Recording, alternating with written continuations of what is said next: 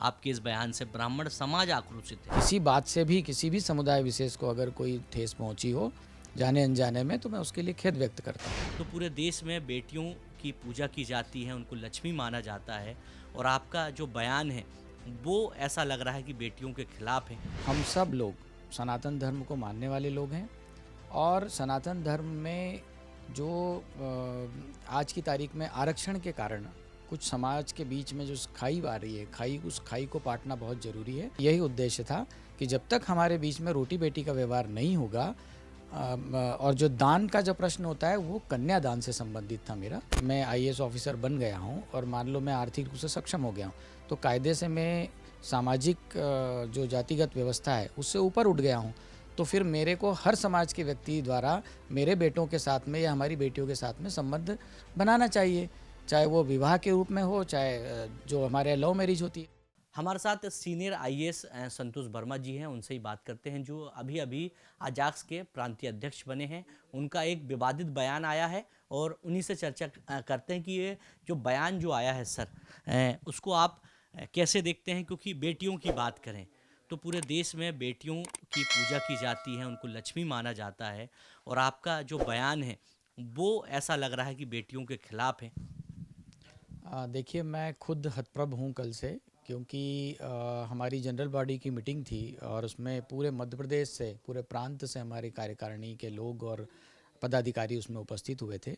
और एक मुद्दा था कि आरक्षण जातिगत आधार पर होना चाहिए या आर्थिक आधार पर होना चाहिए। उसी पर सब लोग अपने अपने विचार रख रहे थे, और उसी में मैंने भी ये विचार रखा कि चूँकि हम सब लोग सनातन धर्म को मानने वाले लोग हैं, और सनातन धर्म में जो आज की तारीख में आरक्षण के कारण कुछ समाज के बीच में जो खाई आ रही है, उस खाई को पाटना बहुत ज़रूरी है, और जो सामाजिक समरसता है उसका निर्माण बहुत ज़रूरी है।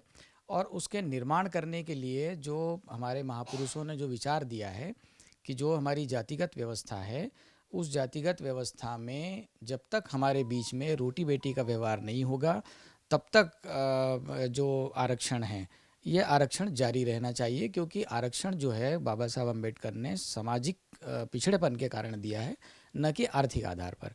तो मेरा सिर्फ यही उद्देश्य था कि जब तक हमारे बीच में रोटी बेटी का व्यवहार नहीं होगा, और जो दान का जो प्रश्न होता है वो कन्यादान से संबंधित था मेरा। और जब तक ये चीज़ नहीं होगी तब तक समाज में सामाजिक समरसता नहीं आएगी और ये खाई बढ़ती जाएगी। उस बयान को कुछ लोगों ने, मैंने देखा, मेरे पास कुछ मैसेजेस भी आए, तो उस मैसेज में मैंने देखा कि कुछ लोगों ने जो स्वार्थ अपना सिद्ध करना चाहते थे इस मुद्दे को बुनाने के लिए, उन्होंने बाकायदा मैसेज कर करके उनको भेजा कि देखिए किस तरीके से इसको प्रचारित किया। मेरे बयान, मतलब 27 मिनट का जो मेरा बयान था, उस 27 मिनट के बयान को उन्होंने सिर्फ 1-2 सेकंड की एक लाइन निकाल करके और उसको प्रचारित करने का कुत्सित प्रयास किया है। उस प्रयास से यदि किसी भी समाज के लोगों को कोई भी परेशानी हुई हो या उनको कोई उनके भावना को आहत हुआ हो, तो उसके लिए मैं वाकई में उनकी तरफ से भी खेद व्यक्त करता हूँ। सर, यानी आपका कहना है कि आपके बयान के साथ साजिश की गई है।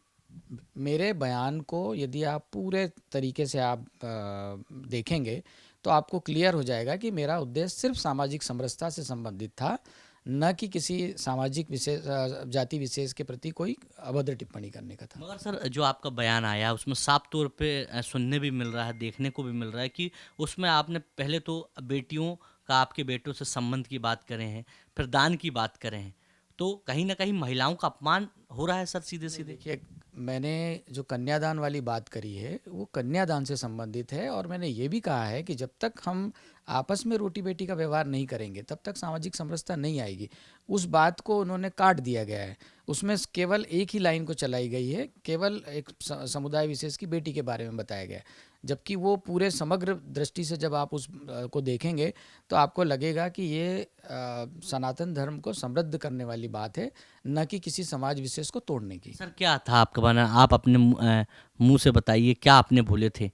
मैंने यही बोला था कि यदि किसी आईएएस ऑफिसर के परिवार में किसी को आरक्षण नहीं मिलना चाहिए, तो मैंने यही बताया कि अगर आपको ऐसा लगता है कि मैं आईएएस ऑफिसर बन गया हूँ और मान लो मैं आर्थिक रूप से सक्षम हो गया हूँ, तो कायदे से मैं सामाजिक जो जातिगत व्यवस्था है उससे ऊपर उठ गया हूँ, तो फिर मेरे को हर समाज के व्यक्ति द्वारा मेरे बेटों के साथ में या हमारी बेटियों के साथ में संबंध बनाना चाहिए, चाहे वो विवाह के रूप में हो, चाहे जो हमारे लव मैरिज होती है। और इसी के लिए शासन भी प्रयास करता है, शासन भी उनको प्रोत्साहित करता है कि जो विलोम प्रतिलोम और अनुलोम विवाह होते हैं उसके संबंध में शासन भी अपनी तरफ से उनको प्रोत्साहित करता है।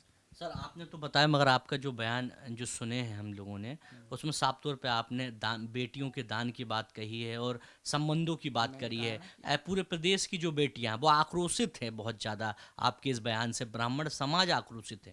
नहीं नहीं, मैंने ऐसी कोई बात नहीं कही है, लेकिन फिर भी मैंने कहा है कि अगर मेरी किसी बात से भी किसी भी समुदाय विशेष को अगर कोई ठेस पहुंची हो जाने अनजाने में, तो मैं उसके लिए खेद व्यक्त करता हूं। ठीक है सर, थैंक यू। ये संतोष वर्मा थे, जिनका साफ तौर पे कहना है कि यदि उनके बयान से किसी भी समाज के लोगों की भावना ठेस पहुंची है तो वह माफ़ी मांग रहे हैं। उनका कहना है कि एक साजिश के तहत उनके बयान को तोड़ मरोड़ कर सामने प्रस्तुत किया गया है।